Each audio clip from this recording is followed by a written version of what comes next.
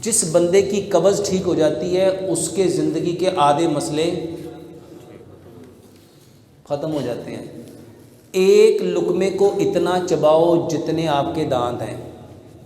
एक लुक़मे को कितना चबाओ? जितने आपके। कुरान कहते हैं हमने इंसान को 32 दांत दिए।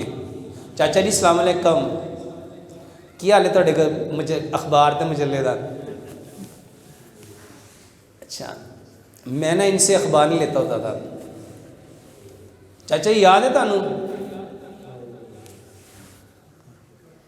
अच्छा मोहतरम भाइयों, एक लुक़मे को इतना चबाओ जितने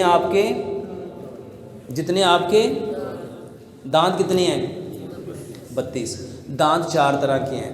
8 दांत हैं एक नोक वाले, इसका काम है खाने को काटना। इसका काम है खाने को। 8 दांत है 2 नोक वाले, इसका काम है खाने को फाड़ना। 8 दांत है 3 नोक वाले, इसका काम है खाने को चीरना। और 8 दांत हैं 4 नोक वाले, इसका काम है खाने को पीसना। तो दांतों का काम था खाने को काटना, फाड़ना, चीरना, पीसना।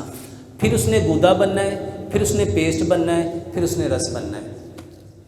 और वो रस आपके खून में जाके उसने ताकत देनी है।